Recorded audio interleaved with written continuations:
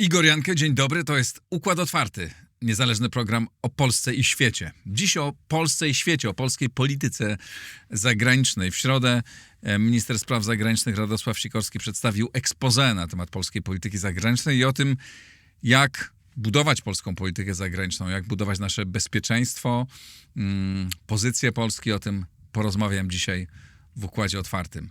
I jednocześnie zapraszam Państwa, bo to jest dobry moment, by o tym powiedzieć, na konferencję, którą Instytut Wolności, którą mam przyjemność prowadzić, organizuje 12 maja w Warszawie. Konferencja nazywa się Na linii frontu. Jak budować bezpieczeństwo Polski i regionu. Będzie tam wielu ekspertów i przede wszystkim zaprezentujemy nasz pierwszy raport na ten temat. Autorem tego raportu jest znany Państwu bardzo dobrze Andrew Michta. 12 maja zapraszam. Link do kupowania biletów i cały program znajdziecie Państwo pod nagraniem. To tyle zapowiedzi i zapraszam na rozmowę. A oto mecenasi Układu Otwartego. Casaplaya, lider na rynku nowych nieruchomości w Hiszpanii. Casaplaya to agencja nieruchomości, która wspiera Cię na każdym etapie zakupu. Kliknij link w opisie i pobierz darmowy PDF z przewodnikiem zakupu krok po kroku. Oanda TMS Brokers, dom maklerski oferujący możliwość inwestycji w instrumenty z całego świata, w tym fundusze ETF, a także oprocentowanie wolnych środków na rachunku. Kliknij link w opisie. Rosnące koszty IT hamują rozwój Twojej firmy? Z AMSO możesz obniżyć wydatki nawet o 70%, wybierając polizingowy sprzęt IT sprawdzony, wydajny i gotowy do pracy. Sprawdź na www.amso.pl. Hallow, katolicka aplikacja dbająca o Twój rozwój duchowy. Medytacje, modlitwy, muzyka, audiobooki i treści do snu. Pobierz z linku w opisie.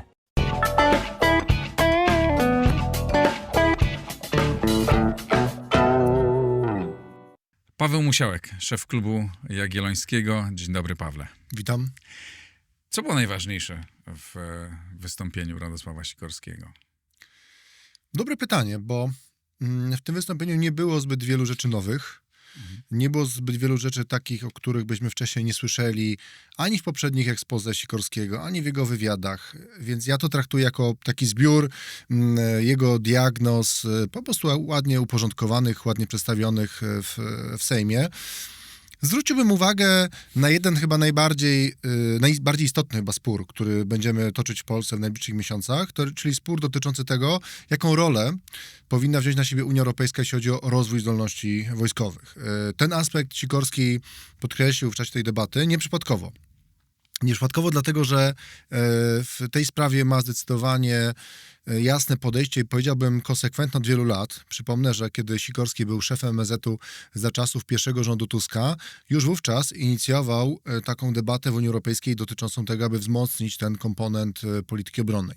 No wówczas nie było na to politycznego zapotrzebowania, niewiele z tego wyszło, ale już wtedy Sikorski mówił o tym, że to jest potrzebna kwestia, dlatego że prędzej czy później Stany Zjednoczone będą osłabiać swoje zaangażowanie w Europie, więc my musimy budować tą drugą policję ubezpieczeniową. I dzisiaj widzimy wyraźnie, że Sikorski realizuje ten pomysł, a tak naprawdę realizuje go Komisja Europejska, a Sikorski ten pomysł mocno wspiera i mamy opozycję prawicową, która wyraża wobec tych unijnych pomysłów dużą rezerwę.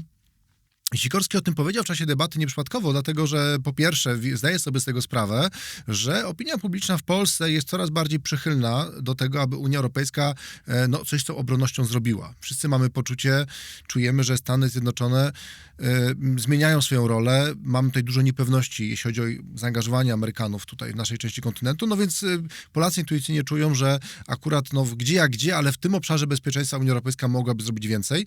Więc Sikorski, eksponując tą różnicę, celowo chce pokazać, że to właśnie on dba o to bezpieczeństwo lepiej od różnych pomysłów prawicowych i przy okazji warto podkreślić, że też zdobywa takie punkty dla Platformy, dla obozu rządowego w obszarze, który jest bardzo ważny, nie tylko dlatego, że on ogólnie jest ważny, bezpieczeństwo, ale dlatego, że przez lata to prawica miała, bym powiedział, taki wizerunek tej formacji, która bardziej dba o to bezpieczeństwo, częściej posługiwała się takim językiem takiego twardego realizmu z naciskiem na twarde bezpieczeństwo, z naciskiem na taki właśnie antagonizm w stosunkach międzynarodowych, który możemy poskromić właśnie tą polityką obronną i Sikorski, podkreślając ten aspekt, zabiera prawicy te karty i on pokazuje, że to on teraz to bezpieczeństwo lepiej dba niż prawica i moim zdaniem to też na gruncie właśnie takiego partyjnego już sporu ma znaczenie. No on bardzo mocno i bardzo ostrym językiem mówił o kwestiach bezpieczeństwa, bardzo ostro mówił o Rosji, bardzo wyraziście mówił o wsparciu Ukrainy i to jest w porządku, znaczy jakby to jest w pełni dopuszczalne, nie? Jakby że no dobra, chcę być lepszy niż konkurenci, tak? To w tym... I rzeczywiście to wiele tam było zgrabnych sformułowań, chyba w ogóle nieźle to było skonstruowane.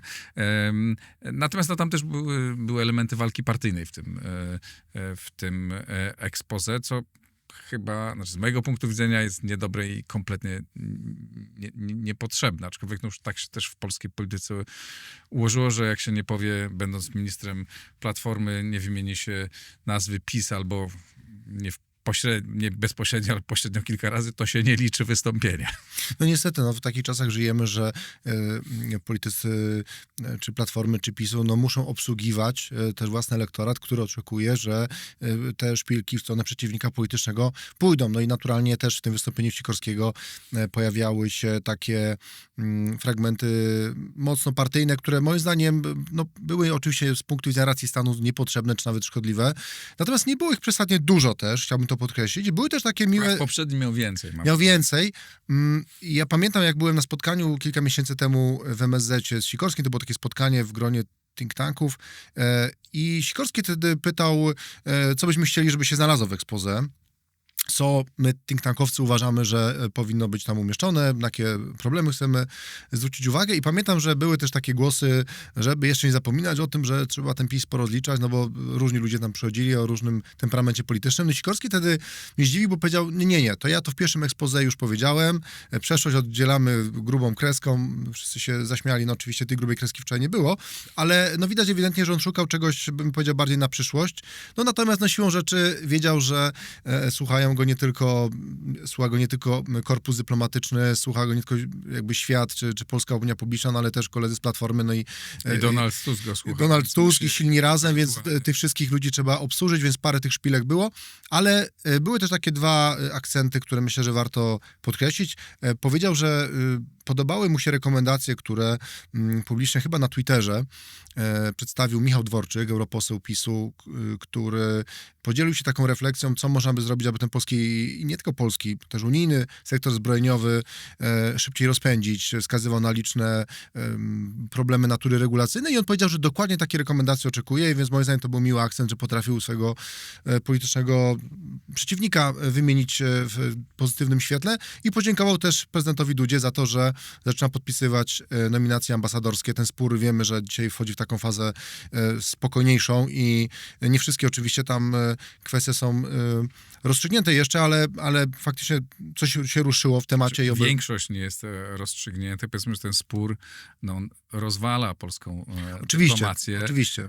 To dyplomacja nie funkcjonuje w wielu miejscach. To w wielu prawda. kluczowych miejscach jest to tak dewastujące. Jest to dewastujące i oczywiście to jest problem, który się też nie zrodził wczoraj, bo przecież od wielu miesięcy mamy do czynienia. Natomiast jeżeli coś się nowego pojawiło w tym sporze, to taka, bym powiedział, umiarkowanie dobra dynamika, że po takim okresie, gdzie mieliśmy totalnie okopane strony na swoich pozycjach, widzimy, że z czegoś zrezygnował Pałac, z czegoś zrezygnował MSZ i przynajmniej na ileś tam nazwisk już się prezydent zgodził i podpisał i ten spór no, zmierza w dobrą stronę, ale czy jakby zostanie zakończony finalnie, to tego pewnie nie wiemy. zostanie zakończony albo nie, w zależności od tego, kto wygra wybory, tak? Ale to moim zdaniem jest jedna z takich rzeczy naprawdę rozwalających państwo i taka, która jak się spojrzy, co jest pod tym stołem, to wygląda to 20 razy gorzej niż to, co się słyszy. No to prawda, no i tych to jest już bardzo wymierny koszt polaryzacji, o której tutaj wiele razy, nie tylko ja, ale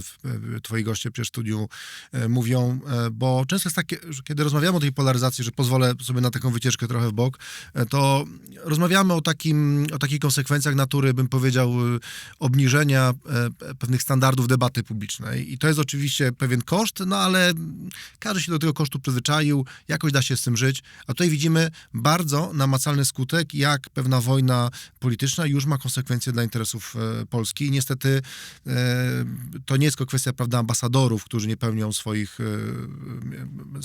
roli w poszczególnych państwach, gdzie zostali wysłani, no ale to są także takie sytuacje, jak mieliśmy chociażby w NATO, gdzie mieliśmy kandydata na ważne stanowisko i on nie został wybrany, prawdopodobnie dlatego, że no nie miał poparcia rządu, bo było od strony prezydenckiej. Więc tego typu sytuacje niestety w ostatnich miesiącach też miały miejsce. Takich sytuacji jest bardzo, bardzo wiele, gdzie nie ma po prostu prowadzonych takich codziennych, konkretnych działań w absolutnie kluczowych miejscach, jak na przykład Stany Zjednoczone, jak Ukraina, gdzie nie mamy ambasadora, że nie wspomnę o innych wielu ważnych państwach. To jest katastrofa, naprawdę. I to jest coś bardzo, bardzo złego, ale dobra, to już załatwiliśmy. Mówił dużo o Ukrainie, mówił dużo o Rosji w sposób bardzo ostry. I to chyba jakby tego byśmy oczekiwali, nie? Takiego głosu. Ja nie widziałem tutaj niczego, z czym bym się nie zgadzał. Tak, było to jednoznaczne.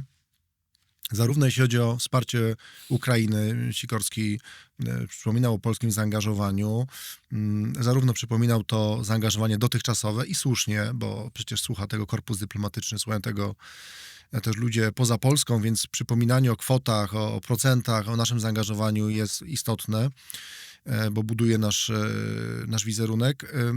Bardzo jednoznaczna wypowiedź w stronę Rosji i warto to podkreślić, że to nie spotkało się z żadną krytyką ze strony opozycji. Nikt nie miał tutaj pretensji do Sikorskiego, że a może z tą Ukrainą to jednak mógłby wspomnieć o jakichś tam problemach. On też ominął te kwestie bilateralne, jeśli chodzi o Ukrainę. To też na to warto zwrócić uwagę, że nie wypowiedział się w ogóle o kwestii chociażby, nie wiem, ekshumacji polskich ciał na Wołyniu. Co ciekawe, tą kwestię podjął poseł Samborski w dyskusji z PSL-u. Akurat tu muszę powiedzieć, posła Samborskiego znam dość dobrze, dlatego że kiedy ja swój doktorat finalizowałem, a pisałem dokładnie na temat sporu o polską politykę zagraniczną na podstawie debaty parlamentarnej, więc wszystkie debaty wokół exposé czytałem w III RP i to poseł Samborski, w ogóle PSL-owcy bardzo są konsekwentni w wypominaniu tej kwestii wołyńskiej. To było od wielu lat, nawet bardziej od posłów prawicy. Więc ciekawy byłem, jak zobaczyłem posła Samborskiego, już leciwego posła, czy faktycznie ten sam kawałek usłyszę. Nie zawiodłem się. Więc tutaj jest konsekwencja. Więc nie było kwestii bilateralnych, które są tutaj dużo bardziej już zniuansowane, gdzie pewnie już można by było tutaj rozłożyć na czynniki pierwsze, tam jego wypowiedź i pewnie dlatego też Sikorski tego uniknął. Więc on mówił ogólnie o Ukrainie, o kwestii po prostu wsparcia w sprawie wojny i jeśli chodzi o Rosję, to też nie wzbudziło to żadnych kontrowersji. Natomiast to też nie jest tak, że usłyszeliśmy cokolwiek nowego, bo przecież tą politykę od lat Sikorski już prowadzi. Od lat jego stanowisko w sprawie zarówno tej wojny, jak i w ogóle Rosji jest już konsekwentne.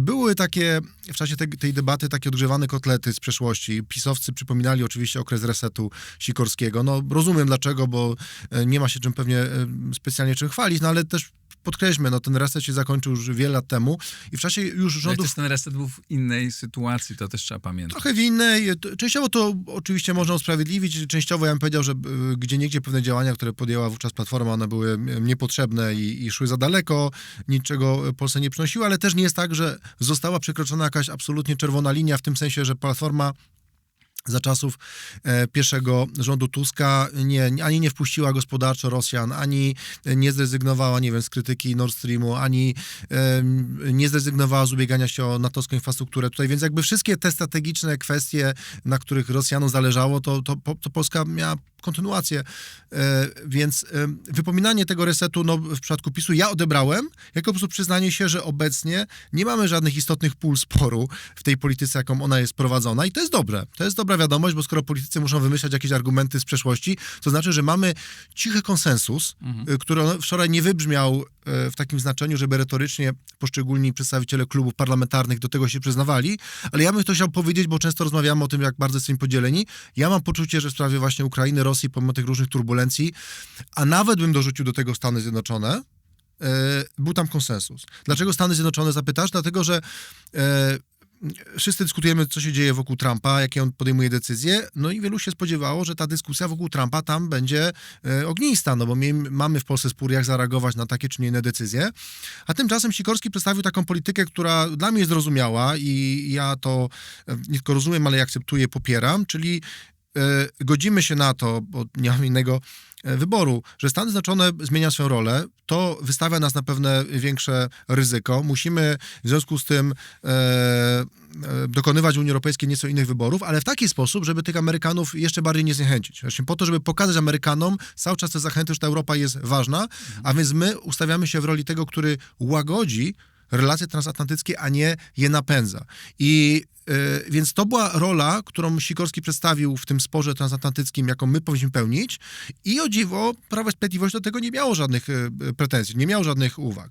Też przypominano z przeszłości tweety oczywiście Donalda Tuska czy Sikorskiego i racja, pewne decyzje, pewne wypowiedzi były niepotrzebne, ale powiedziałbym, że dzisiaj ta polityka, taka jaka jest prowadzona wobec Stanów Zjednoczonych, ona jest zasadniczo poprawna. Sikorski nie nakręca tego sporu, wręcz hamuje niektóre, bym powiedział, emocje. Natomiast inna sprawa, czy ta polityka jest skuteczna i tutaj pewnie moglibyśmy dyskutować. No właśnie i pytanie, na ile, czy tam, czego mi zabrakło w tym, tak? Bo oczywiście, jak to Sikorski jest niezłym mówcą, dobrze pisze te przemówienia, czy korzysta z dobrych pomocników, którzy mu piszą te przemówienia, ale to jest idzie na jego konto bez dwóch zdań.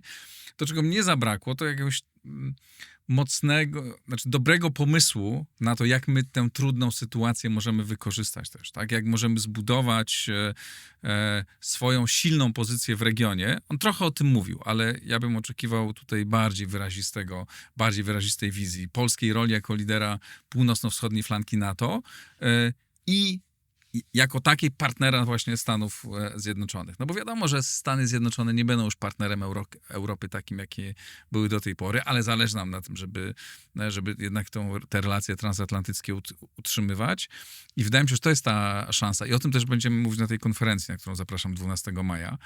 O tym będzie nasz raport na temat roli Polski w regionie. I tu moim zdaniem, jasne, jakby nikt do tej pory w polskiej polityce o tym jasno nie mówił. To nie jest zarzut tylko do Sikorskiego, tylko w ogóle do polskiej klasy politycznej. Wydaje mi się, że teraz mamy dużą szansę na zbudowanie swojej pozycji. Ten rząd coś tam robi w tym kierunku, ale moim zdaniem mógłby robić więcej.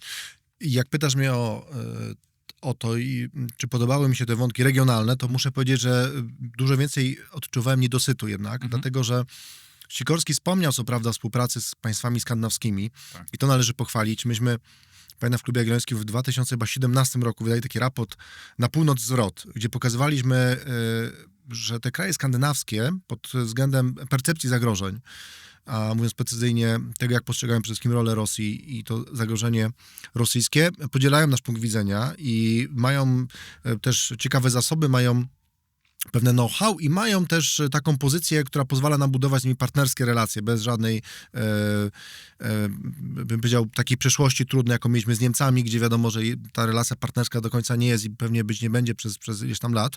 Więc na pewno Sikorski z Tuskiem tą rolę wykorzystują. Te spotkania są intensywne, więc widzimy, że coś tam się tli, jeśli chodzi o ten obszar, bym powiedział, północny. Natomiast dlaczego niedosyt? Dlatego, że nawet nie zostało wspomniane Trójmorze. I to zresztą prezydent wypomniał Sikorskiemu na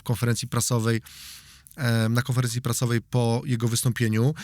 Rok temu w exposé, co prawda, to zostało tylko wspomniane, ale było.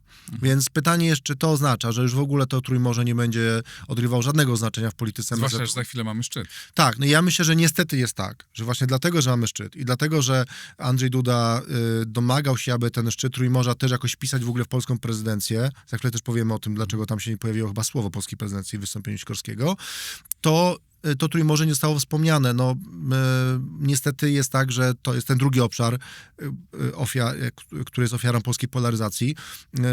Po prostu Donald Tusk nie chciał robić prawdopodobnie prezentu Sikorskiemu, organizując szczyt Trójmorza na 10. rocznicę, gdzie Andrzej Duda pokazywał się w świetle kamer jako ten, który tę formę zainicjował, gdzie właśnie odchodzi i to jest jego spuścizna, no bo właśnie mamy kampanię wyborczą i w czasie kampanii potrzebuje pokazać, że potrzebujemy zmiany w fotelu prezydenckim, a nie kontynuacji, więc ja niestety jestem mocno przekonany do tezy, że to jest jakby decyzja Tuska. A dlaczego jestem przekonany? Bo ja dokładnie wprost zapytałem Sikorskiego o to, dlaczego nie jest organizowany szczyt chociażby Stany Zjednoczone, Unia Europejska, czy nie jest wpięte w program polskiej prezydencji jakieś wydarzenia wokół Trójmorza.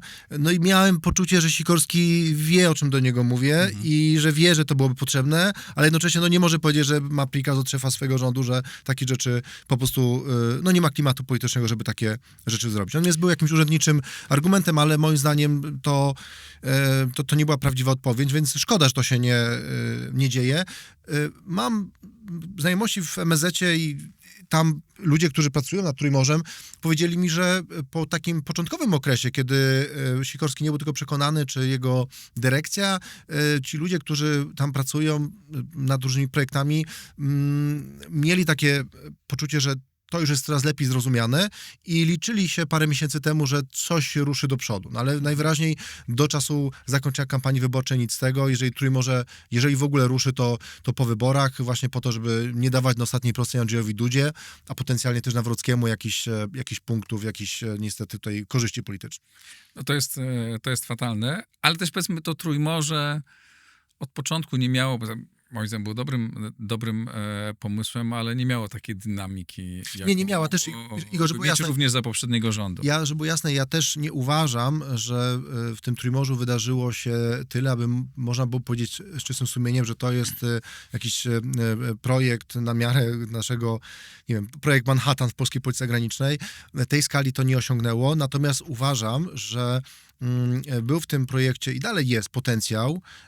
Udało się rozpędzić pewną maszynę, a z tego typu projektami jest tak, że po prostu to są duże, ciężkie tankowce, które na początku musisz włożyć dużo energii, żeby to ruszyło, no ale później już jak to ruszy, to już jakoś idzie. I ja liczyłem, że właśnie ten rząd, i też to podpowiedzieliśmy na tym spotkaniu z think tankami Sikorskiemu, że właśnie, i to nie był tylko mój głos, tylko wielu innych osób, także nieprzychylnych PiS-owi, że właśnie ten rząd, skoro ma lepsze kontakty w Europie, w Brukseli, to właśnie gdyby on silnie zeuropeizował to Trójmorze, aby wpisał to Trójmorze bardziej jako projekt taki unijny, bo PiS-owi tego się nie udawało zrobić, to wtedy byłoby być może i jakieś finansowanie i być może jakieś lepsze perspektywy po to, aby ten format jeszcze dociążył. No niestety tutaj to się nie wydarzyło.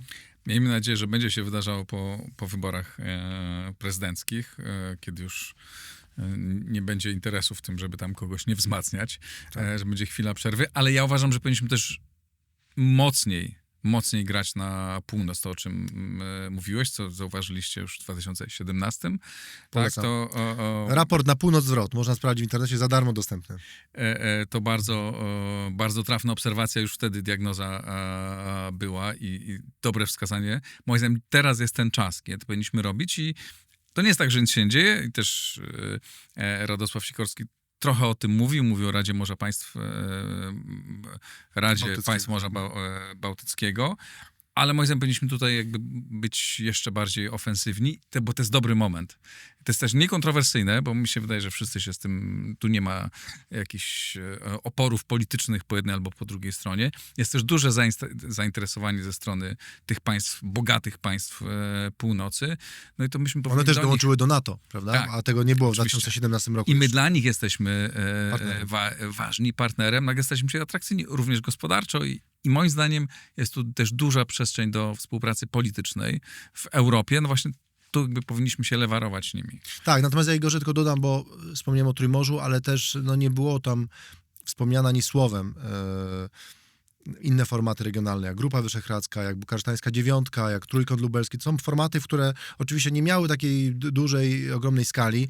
Naturalnie Sikorski przypomniał o Trójkącie Weimarskim, sygnalizując, że to właśnie za czasów tego rządu ten trójkąt został zrewitalizowany, ale to też nie jest do końca prawda, bo przecież spotkania w tym formacie i to stricte poświęcone tematyce bezpieczeństwa organizował już rząd Prawa i Sprawiedliwości pod koniec swojej drugiej kadencji, gdzie ten trójkąt się wtedy odbywał w takim formacie, bym powiedział, już głów państw również, więc tutaj był ten Weimar, ale nie było niczego, co dotyczyłoby naszego regionu i to jest niestety jakaś taka kontynuacja polityki Sikorskiego, którą ja oceniam trochę słabiej niż inne jego kierunki, czyli Sikorski po prostu nie widzi w naszym regionie, mówię tutaj o państwach Europy Środkowo-Wschodniej, pomijając ten kontekst państw skandynawskich, nie widzi istotnych państw, z którymi można by było zrobić wspólnie coś politycznie ważnego. On po prostu uważa, że to są kraje, które na tyle są mało chyba istotne i na tyle też zróżnicowane pod kątem punktem interesów. No oczywiście wiadomo dzisiaj z Węgrami, ze Słowacją, to jest, No to jest poważny problem. to jest Ja problem. się nie dziwię, że nie mówimy nagle o Grupie Wyszehradzkiej, którą przez lata uważam za bardzo ważną instytucję. No dzisiaj ona się rozłazi. Znaczy, Tak, ale to wtedy... zamyka się nie ma sensu, no bo lepiej, żeby tam jakoś... Ale jeżeli są trudne przymrożono. tematy, to wtedy warto ten trudny czas przezimować, szukając takich obszarów, gdzie coś nas jednak łączy. Więc można tą agendę jakoś na tyle nieco zmienić i pójść w jakiś inny kierunek, gdzie te nasze wspólne interesy regionalne są podzielane przez wszystkich. Tak? Ja nie mówię, żeby wspólnie ustalać politykę wobec Ukrainy. Wiemy, że z Węgrami i Słowacją na pokładzie to będzie trudne, ale to w takim razie dostosujmy tą sytuację do nowej rzeczywistości, bo marnujemy potencjał formatu, który ma już naprawdę długą tradycję, a to jest wartość w dyplomacji. Tak? Jeżeli mamy format, który przez lata działa, funkcjonuje, przynosi korzyści, to nie można rezygnować z niego tylko dlatego, że pojawia się złe okno pogodowe. No ale to okno jest rzeczywiście bardzo Są burze, bardzo są złe, burze, pada śnieg i jest Ja grad. bym tam to przymroził, przytrzymywał za wiele, ale też tego przestrzeni do działania zbyt wiele nie ma, natomiast uważam, że ona jest zdecydowanie na północ, razem z państwami bałtyckimi, bo to jest też bardzo... Państwa bałtyckie, Litwa, Łotwa, Estonia są dla nas niezwykle ważne. Znaczy, to są państwa małe, ale dające tą głębię strategiczną, tak? To połączenie z północą, więc w naszym interesie jest ich wzmacnianie i nasza obecność tam, bo to jest też również droga, na północ. Tak, ale też mówię, że państwa bałtyckich jako w wyizolowanym regionie, no ja bym je wpisał w całą bukaresztańską dziewiątkę, czyli ten format, który za czasów Andrzeja Dudy spotykał się dość regularnie i powiedziałbym, że on popychał pewne tematy natowskie do przodu, no bo wiadomo, że w NATO mamy podział na tych członków, którzy graniczą z Rosją i ich percepcja zagrożeń jest zupełnie inna niż Hiszpanii czy Portugalii, które wiadomo, że mają inne spojrzenie. Więc moim zdaniem jeszcze silniejsza współpraca z tymi państwami, które mają to samo spojrzenie, jest tutaj istotna. No i też budowanie takiego sojuszu państw, czy bliskiej współpracy państw, które mogą być dobrymi partnerami, które mogą spotkać się ze zrozumieniem za Atlantykiem, tak? Bo to myśmy, uważam, powinni jakby szukać takiej drogi, żeby być trochę takim mostem, tak? W tym czasie, kiedy Stany ewidentnie się chcą zmniejszyć swoją aktywność w Europie i które są też emocjonalnie obecna ekipa na tym etapie, tak? Nie wiadomo, co będzie za miesiąc, bo sytuacja jest dynamiczna, no ale nie połają wielką miłością do Europy. No to my możemy to też wykorzystać do tego, żeby próbować być takim mostem. Nie? Tak, no ja mam, tutaj dochodzimy chyba do tego kluczowego zarzutu, przynajmniej z mojego punktu widzenia. To wystąpienie wczorajsze, ono tradycyjnie, retorycznie było dobre, no bo to jest najmocniejsza strona Sikorskiego, tak powiedziałeś, tego wystąpienia zawsze są takie brytyjskie w swoim stylu, to znaczy Sikorski pamięta i pilnuje tego, żeby poza takimi merytorycznymi tezami dobrze ułożonymi były i liczby, jakieś ciekawe metafory, więc tego się zawsze oczywiście dobrze słucha, więc zawsze on, kiedy występuje w tej roli w Sejmie, no, wypada dobrze, bo to jest jego rola, w której się najlepiej czuje, podobnie jak Szymon Hołownia na debatach, więc powiedziałbym, to jest taki odpowiednik. Natomiast problem polega wtedy, kiedy dopytujemy już o konkrety, kiedy dopytujemy o coś, z czego możemy później rozliczyć Sikorskiego i dopytujemy o skuteczność, a nie tylko założenia. Bo na poziomie założeń, tak jak powiedziałem, ja mam wrażenie, że tam cała sala sejmowa, oczywiście w niuansach się pewnie mogła nie zgodzić, ale co do takiego generalnego obrazka, jakie mamy problemy, jak na nie odpowiedzieć, to more or less był tam konsensus, poza tym wątkiem, jak już powiedziałem na początku tego, czy Unia powinna brać te, nie wiem, dodatkowe pożyczki, czy nie. Natomiast Krzysztof Bosak zadał takie ciekawe pytanie. Panie ministrze, no proszę pokazać dokładnie, jak oczekujemy w exposé, jak pana założenia przełożą się na konkretne plany. No a przede wszystkim też politycy PiS-u pytali, dlaczego to dzisiaj kluczowa dyskusja wokół wsparcia Ukrainy, czy szerzej wokół tej reakcji na politykę Stanów Zjednoczonych organizowana jest właśnie w Wielkiej Brytanii, we Francji, a ta Polska jest zupełnie w tle.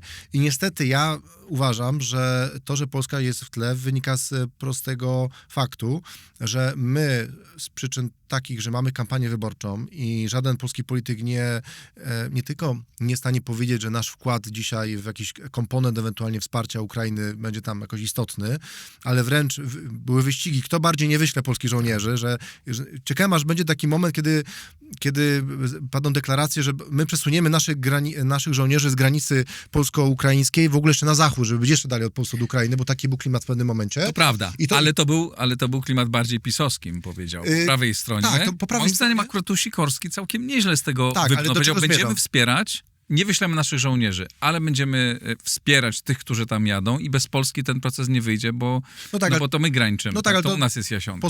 Posłowie prawicy powiedzieliby, to my też to mówimy, tak? Że to nie jest tak, że my jesteśmy przeciwni europejskiej misji, tylko my mówimy, że polskich żołnierzy tam nie będzie i to Sikorski powtórzy. No, ale dużo mówiło w ogóle o wsparciu Ukrainy. Tak, natomiast do czego zmierzam, że z tego powodu, że myśmy bardzo mocno deklarowali, że polskich żołnierzy nie będzie, że w ogóle cokolwiek, co by się mogło skojarzyć z tą misją, to widać ewidentnie, że ze strony Tuska poszedł prikaz, że słuchajcie, my uciekamy od tego, to spowodowało, że naturalnie sama rola Polski w czasie tej dyskusji jest po prostu trudniejsza. I mi nie chodzi o to, żeby zadeklarować od razu, tak, Polska wyśle na pierwszy front 50 000 żołnierzy, jak inni chcą się dołączyć, to się dołączą, a jak nie, no to będziemy walczyć z szabelką, bo można między takim stanowiskiem, a stanowiskiem, że my nie wyślemy ani guzika, jest cała przestrzeń do tego, że można ją zapełnić. No nie wiem, chociażby taki pomysł, który wrzucał jakiś czas temu Marek Budzi, że Polska być może mogłaby wzmocnić państwa bałtyckie, bo to jest akurat ten wspólny region też naszej obrony i moglibyśmy zwolnić żołnierzy innych krajów natowskich, którzy stacjonują w państwach bałtyckich, żeby oni właśnie przeszli na Ukrainę. My byśmy wtedy nie byli fizycznie na Ukrainie, ale uczestniczylibyśmy w szerszej, można powiedzieć, takiej układance, wzmacniając Ukrainę, ale też bezpośrednio pilnując dokładnie naszego interesu, jakim jest ochrona naszej granicy z Rosją i też z Białorusią, bo stacjonowanie polskich żołnierzy w państwach bałtyckich by też temu sprzyjało. Więc, ale tego typu pomysły, ja mam wrażenie, że nie pojawiły się właśnie dlatego, że ten strach, że ktoś może w czasie kampanii oceni, że to jest za mało jeszcze, za bardzo proukraińskie i tak dalej, spowodował, że po prostu dzisiaj myśmy się z tej dyskusji, nie chcę powiedzieć, że wypisali, ale na pewno zrezygnowaliśmy z tej roli tego, który narzuca ton, do roli kogoś, kto dopiero podąża za innymi. No i widać ewidentnie, że te kluczowe dzisiaj spotkania mają miejsce w Londynie, w Paryżu, no i tam Polska jest niestety słabo widoczna. Tak. Zgadzam się z tym, aczkolwiek to też obciąża również poprzedników, którzy nie zbudowali takich relacji, którzy byli bardzo aktywni w kwestii ukraińskiej, ale nie mieli tej zdolności koalicyjnej, bo Polska Wiesz co, w samej rządzona za poprzedniego rządu miała duże kłopoty w Unii Europejskiej. Z wielu różnych powodów, ale również z własnej winy. Będę trochę bronił PiS-u pod jednym kątem, bo oczywiście to, że rodził liczne problemy w relacjach z Brukselą, to jest rzecz oczywista. Oczywiście częściowo była wina Brukseli, bo wiemy, że też nie traktowała fair tego rządu, sprawa KPO to potwierdziła, ale... Absolutnie. Ale też sprowokował... Oczywiście. Natomiast do czego zmierzam? Że za czasów PiS-u było tak, że przez to, że wszystkie państwa europejskie były w totalnym szoku, nie wiedziały się zachować, to w takich sytuacjach chaosu, kiedy nic nie jest jeszcze dobrze ułożone, to wtedy ci, którzy improwizują, ci, którzy pokazują piersi jakąś determinację, to nie wygrywają, bo oni podążają. I myśmy tę rolę wtedy pełnili. Zgadzam się, przyznaję to absolutnie. I tak samo, o ile pozycja Polski w samej Unii Europejskiej, ona była problematyczna właśnie z tych względów, o których mówiliśmy, też wewnątrzpolitycznych, różne konteksty tutaj praworządnościowe oczywiście były istotne, to już na przykład polska pozycja w NATO, ona była bardzo silna. Realnie było tak, że po prostu poszczególne kraje przychodziły i dopytywały, co się tam dzieje. My byliśmy też takim punktem bezpośrednio informacyjnym. No i też to, że w NATO się liczy przede wszystkim siła militarna, więc te wydatki, które my ponosimy, no to robią tam wrażenie, bo to jest ten też główny temat. zbudowaliśmy Jasionkę, tak? Tak. Zbudowaliśmy, uruchomiliśmy ją i to zdaje się uruchomiliśmy niezwykle sprawnie i tym pokazaliśmy swoją wiarygodność i to myślę było niezwykle ważne. Tak, no możemy być bardziej aktywni. No niestety, polityka, te wzajemne tu wewnętrzne walki i kampania nie pomagają w tym wszystkim. Tak, chociaż oczywiście też trochę na drugą nóżkę usprawiedliwiając, no to też się czas trochę zmienił, bo w momencie, w którym myśmy jako pierwsi rzucili tą pomoc, szybko te zasoby, takie bym powiedział, które można było poświęcić, przekazaliśmy. No i Ukraina też to wyczuła, że to, co już najlepszego, to daliśmy, więc nie ma sensu się tutaj przed Polakami tutaj nisko kłaniać, tylko trzeba pukać do Berlina, do Paryża, bo tam są jeszcze te ewentualne kolejne czołgi, kolejne samoloty, kolejne wsparcie, które można uzyskać, dlatego że te państwa w pierwszej fazie nie pomagały tak intensywnie jak Polska, więc to też jest pewna prawda etapu, że my byliśmy mocni w tej fazie, kiedy był początek wojny i myśmy wtedy naprawdę realnie popchnęli tą dyskusję w Europie i też popchnęli nawet Amerykanów do takiego śmielszego działania, ośmielam się taką tezę postawić. Natomiast te kolejne fazy już były trudniejsze, bo inne państwa się włączyły, myśmy już nie mieli nic takiego łatwego dodania, bo byśmy się wyzbyli naszych takich newralgicznych już zdolności obronnych. Sama Ukraina też była w naszych relacjach bilateralnych partnerem niełatwym i wiemy, czym to się skończyło. Też za czasów PiS-u już te problemy były. Dzisiaj tak naprawdę te problemy nie zostały rozwiązane. No i jesteśmy, gdzie jesteśmy. Był jeszcze jeden wątek w tym exposé, no i ważny wątek polskiej polityki zagranicznej, czyli Niemcy. Czyli rola, jaką Niemcy mogą odgrywać.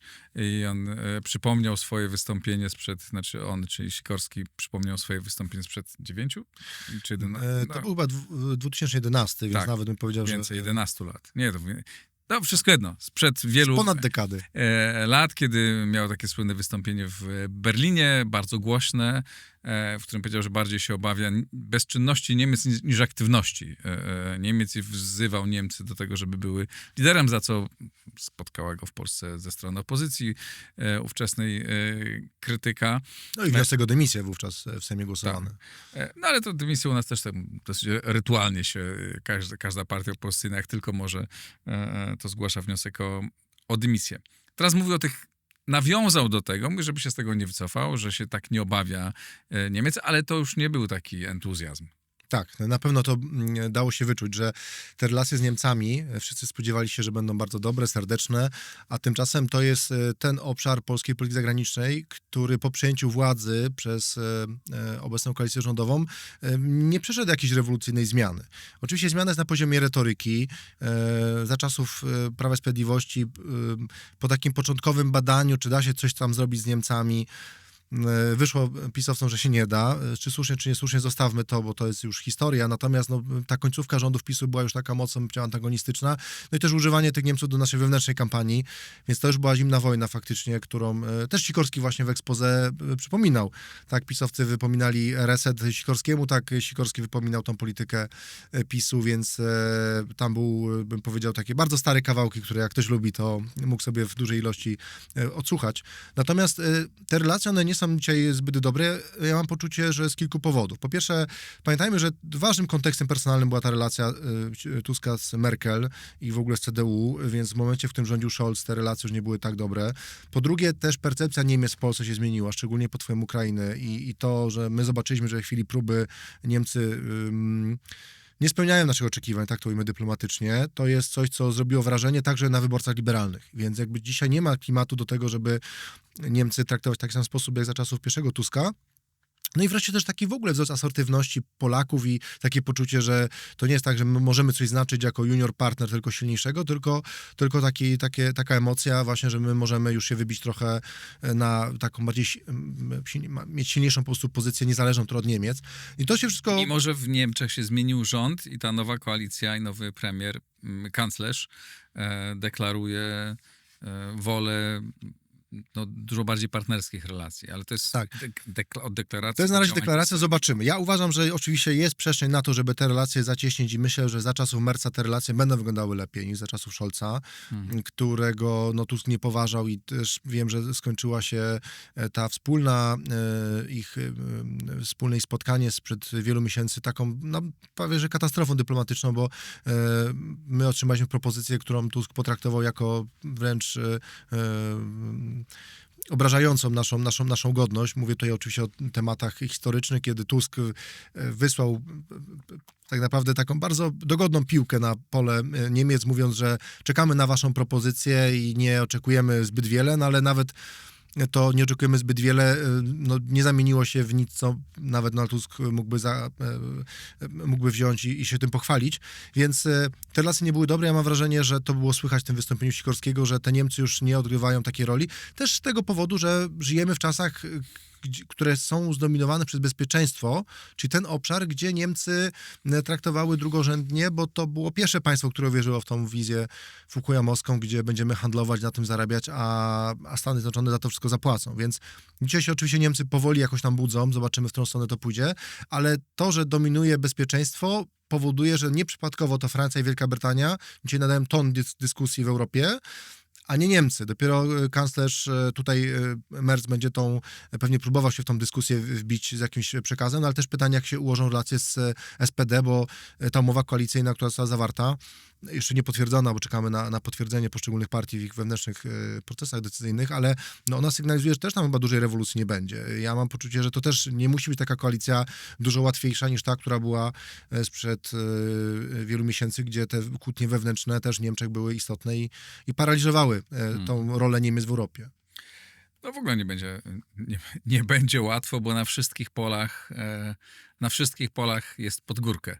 I pytanie, jak z tej sytuacji, czy my będziemy umieli tę sytuację dla nas wygrać, bo moim zdaniem jest potencjał do tego, żeby wiele rzeczy wygrać, tylko wymaga to rzeczywiście bardzo, bardzo przemyślanej, finezyjnej polityki. I z jednej strony Radosław Sikorski jest osobą, która miewa dobre koncepty. Przypomnę Partnerstwo Wschodnie, to jego projekt z dawnych czasów, który moim zdaniem miał znaczenie, ale z drugiej strony...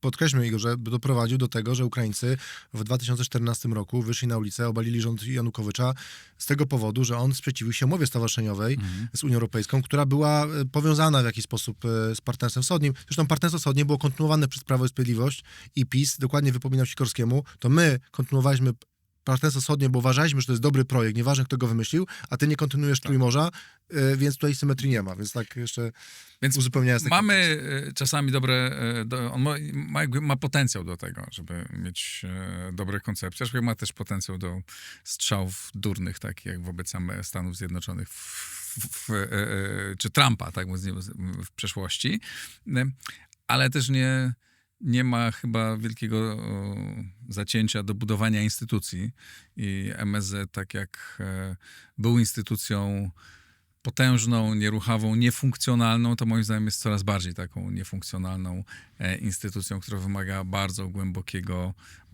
głębokiej przebudowy i to nie jest zarzut do tego rządu, to jest tak samo zarzut do poprzedniego i do wszystkich poprzedników. Z mojego punktu widzenia to jest jedna z najbardziej fatalnie funkcjonujących instytucji w Polsce, a nie o niezwykłej wadze. Tak, no niestety ten MSZ, jak się tam wchodzi, to czuć tam taki bardzo wsobny klimat, bym powiedział, który jakby nie sprzyja takiemu reagowaniu na to, co się dzieje w jakiś bardziej elastyczny sposób. Sikorski, mam poczucie, że zdaje sobie z tego sprawę, ale od świadomości do działania to jeszcze daleka droga. I tak ten MSZ, podkreślmy, spełnia dzisiaj dużo ważniejszą rolę niż za czasów Prawa i Sprawiedliwości, kiedy to główny ośrodek decyzyjny, jeśli chodzi o politykę zagraniczną, był poza MSZ-em, bo ci szefowie MSZ-u za czasów PiS-u nie mieli mocnej politycznej pozycji. Dzisiaj Sikorski taką pozycję ma, bez wątpienia, i on jest w stanie tą politykę w wielu kwestiach kreować, a tak naprawdę tylko w takich newralgicznych kwestiach typu wysyłanie żołnierzy Polski na Ukrainę, coś, co mogłoby potencjalnie mieć jakiś rezonans tutaj wewnętrzny, wyborczy, no to tutaj Tusk faktycznie mu pewne rzeczy może przyblokować. Ale to, czego mi brakuje, to właśnie tego, że tak ten rząd w wielu innych obszarach po prostu improwizuje. Widać, że robi rozpoznanie bojem. Widać, że no, są tam jakieś pomysły, ale one nie są ułożone w jakąś jedną strategię. Tak tutaj też mi brakuje takiego myślenia w kategorii mamy potencjał współpracy z państwami skandynawskimi. Ja bym chciał przeczytać jakąś strategię, z której by wynikało, co my chcemy osiągnąć, na jakich polach, jakimi kanałami, jakimi metodami, jakie pieniądze na to pójdą, z czego rozliczać, prawda?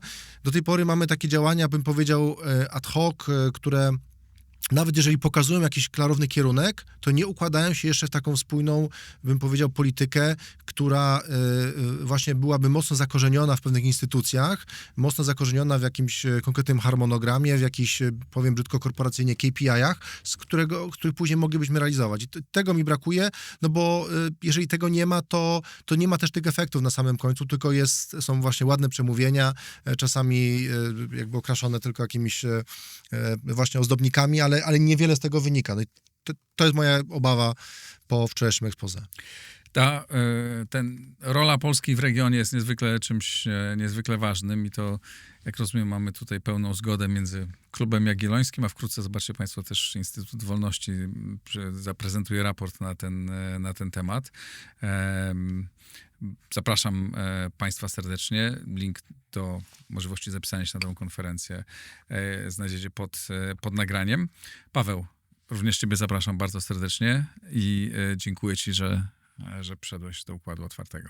Przyjemność po mojej stronie i gratuluję raportu, z przyjemnością przeczytam, bo słucham regularnie Andrew Michty, który do ciebie tutaj regularnie przychodzi, nagrywa i to na pewno musi być raport skazany na sukces. Poczekaj, pochwal, jak go przeczytasz. Też myślę, że będzie dobry, on jeszcze się tworzy, ale już wiemy mniej więcej jaki będzie. Zapraszam Państwa na prezentację tego raportu i też przypominam, że trwa rekrutacja do Szkoły Przywództwa Instytutu Wolności, gdzie również jest Andrew Michta i bardzo wielu ekspertów z różnych dziedzin. Linki do obu przedsięwzięć znajdziecie Państwo pod nagraniem. Rekrutacja trwa do 10 maja. Zapraszam. Dziękuję Ci, Pawle, dziękuję Państwu, do zobaczenia.